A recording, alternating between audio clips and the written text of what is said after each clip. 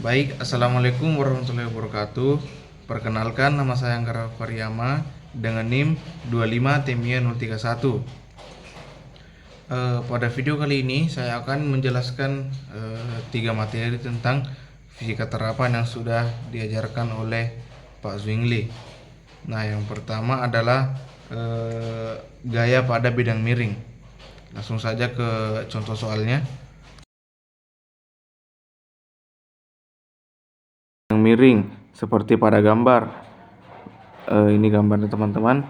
Bila M sama dengan 6 kilo, nu sama dengan 0,5 dan alfa sama dengan 37 derajat, maka hitung A gaya normal, B gaya gesek, C percepatan benda. Jadi di sini diketahui M sama dengan 6 kg. Kemudian nu sama dengan 0,5. Untuk menjawab soal ini, langkah pertama, gambar seluruh gaya. Gaya pertama yang bekerja adalah gaya berat.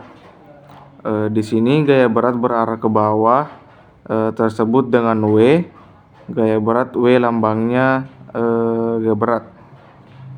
Kita uraikan dulu ke sini menjadi W cos 37. Nah, karena sudutnya 37, W juga kita bisa anukan ke sini jadi W sin 37. Kemudian pada bidang sentuh ini ada gaya normal yang berarah tegak lurus dengan permukaan ini adalah gaya normal yang tegak lurus dengan bidang miring. Di sini ada W sin 37 yang menarik benda ke arah bawah, maka kemudian bekerja gaya gesek yang melawan. Jadi gaya gesek berarah ke atas, kita gambarkan gaya gesek berarah ke atas berlawan dengan arah W sin 37. Nah, kita akan menghitung berapa gaya normalnya. Jadi N sama dengan berapa, yang kedua gaya geseknya berapa, F-nya. Kemudian yang C, kita akan mencari percepatan benda, yaitu A sama dengan berapa. Nah, yang pertama kita mulai A, kita mencari gaya normal. Kita lihat pada gambar, gaya normal berlawanan dengan W cos 37, sehingga kita tuliskan N sama dengan W kali cos 37. W adalah M kali G kali cos 37, dan kita masukkan angkanya, maka M sama dengan 6 kg, G sama dengan 10, kemudian cos 37 adalah 0,8, sehingga menghasilkan 48 Newton. Kemudian yang B, kita akan mencari gaya geseknya. Gaya gesek atau F sama dengan nu kali N sama dengan nu-nya 0,5, langsung kita masukkan. Sementara N-nya sudah kita dapat 48 dan kita kalikan menghasilkan 24 Newton. Yang kemudian yang C, kita akan mencari percepatannya. Untuk mencari percepatannya, kita gunakan rumus hukum Newton kedua, yaitu sigma F sama dengan M dikali A. Nah, sigma F adalah jumlah resultan gaya. Kita lihat di sini ada W sin 37 ke bawah, kemudian ada F yang berarah ke atas, sehingga sigma F sama dengan W sin 37 yang berada ke bawah dikurangi F yang melawan ke atas sama dengan M kali A. Di sini W adalah M kali G dan M-nya adalah 6, G-nya 10, sin 37 itu 0,6 kurang F. F-nya itu 24, jadi kita masukkan sama dengan M-nya adalah 6 dikali A. Nah, lalu kita selesaikan. 6 kali 10,6 adalah 36, minus 24 sama dengan 6A.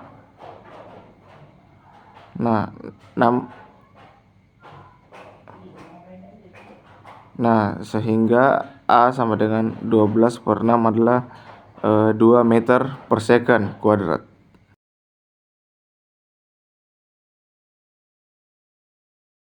Nah, kita lanjutkan lagi ke materi kedua, yaitu gaya gesek. Perhatian pada gambar, ini ada benda yang bermassa 2 kg dilemparkan pada lantai yang kasar dengan kecepatan awal V0 sama dengan 10 meter per second. Kemudian setelah menempuh jarak 12,5 meter, benda berhenti di titik ini. Karena benda berhenti, maka VT-nya sama dengan 0.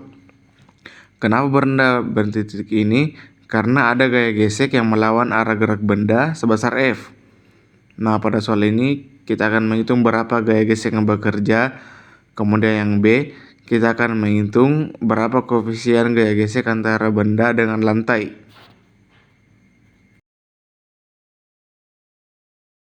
Baik, kita lihat soalnya lebih detail. Sebuah benda massa 2 kg dilempar pada bidang datar dan kecepatan awal 10 meter per second. Jadi di sini massa benda sama dengan 2 kg, kemudian kecepatan awal V0 sama dengan 10 meter per second. Kemudian benda bergerak ke kanan dengan kecepatan V0 yang tadi nilainya 10 meter per second. Dan lanjutkan, benda berhenti setelah menempuh jarak 12,5 meter. Maka tentukan besar gaya gesek kinetik, kemudian koefisien gesek kinetiknya juga. Jadi di sini benda berhenti. Kalau berhenti berarti VT sama dengan 0. Kemudian jarak yang ditempuh adalah 12,5 meter, yang artinya S sama dengan 12,5 meter. Jadi setelah benda bergerak menempuh jarak 12,5 meter, benda berhenti di titik ini, di mana VT sama dengan 0. Jarak S-nya yaitu 12,5 meter. Kenapa benda berhenti? Karena ada gaya gesek yang melawan arah gerak benda. Ini adalah F, kita akan mencari berapa nilai F ini. Dan yang kedua, kita akan mencari berapa koefisien gaya geseknya ini. Nah, jawab. Langkah pertama itu kita akan mencari berapa percepatan benda yang terjadi. Jadi pertama kita mencari berapa A-nya. Untuk mencari nilai A, kita gunakan data ini, V0, VT, dan S. Kita cari di sini saja.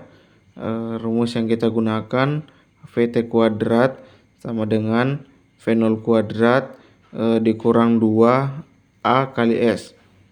Nah, langsung kita masukkan saja angkanya. VT sama dengan 0, sama dengan V0 kuadrat yaitu 10 kuadrat dikurang 2 dikali A dikali S nya 12,5 meter. Nah, sudah itu kita hitung 0 sama dengan 100 dikurang 2 kali 1,5 itu 25 kali A. Nah, baru main pindah-pindah, min 25A kita pindah jadi positif 25A sama dengan 100. Nah, jadi A sama dengan 100 per 25 sama dengan 4 meter per second kuadrat. Inilah nilai A-nya 4 meter per second kuadrat. Nah, langkah keduanya kita akan mencari gaya geseknya di sini. F sama dengan M dikali A.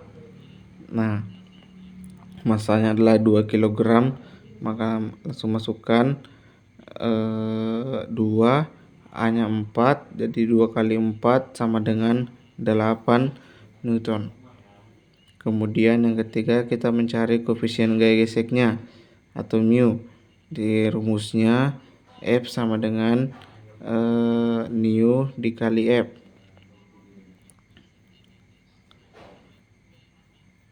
Nah, berapakah gaya normalnya? Kita lihat pada benda ini bekerja gaya berat kemudian gaya normal berarah ke atas. Ini N. Perhatikan gambarnya ini, di sini N bertolak belakang dengan W, maka N sama dengan W. Nah, ini adalah gaya berat, kita cari di sini dengan M sama dengan 2 kg, maka W sama dengan M dikali G. Nah, M-nya adalah 2, G-nya 10, karena percepatan gravitasi nilainya 10. Jadi W sama dengan 20 Newton. Kemudian nilai N, karena N sama dengan W, maka N juga sama dengan 20 Newton. Nah, langsung kita masukkan ke rumus. F sama dengan U kali N, yaitu 8 sama dengan nu kali N. N-nya itu 20, langsung masukkan. Nah, terus maka mu sama dengan kita pindah, 20 pindah. Jadi 8/20 sama dengan kita coret-coret 8 bagi 2 4, atau sama saja 4/10. Nah, atau 0,4. Itulah jawabannya.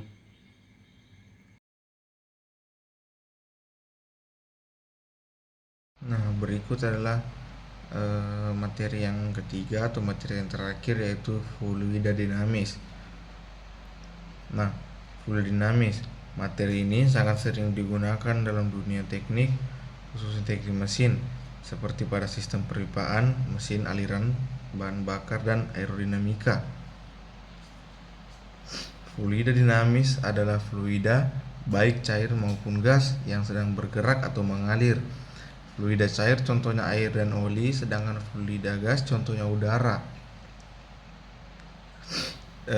Dalam teknik mesin, fluida dinamis sangat penting karena hampir semua mesin melibatkan aliran fluida seperti oli pelumas, bahan bakar, dan udara pembakaran. Nah, aliran fluida ini dibagi lagi menjadi dua jenis utama. Yang pertama itu aliran laminar. Aliran laminar adalah aliran yang dimana alirannya itu teratur dan sejajar. Biasanya terjadi pada fluida dengan kecepatan rendah, seperti oli mesin yang mengalir di pipa kecil. Nah, yang kedua adalah aliran turbulen, yaitu dia itu termasuk aliran yang tidak teratur dan berputar-putar. Contohnya aliran udara yang berada di sekitar kendaraan yang sedang melaju cepat. Nah, dalam fluida dinamis ini kita mengenal istilah debit aliran. Yang dimaksud dari debit ini adalah volume fluida yang mengalir setiap satuan waktu dan memiliki rumus Q sama dengan V/T, yang dimana Q-nya itu debit, A-nya itu luas penampang, dan V adalah kecepatan aliran.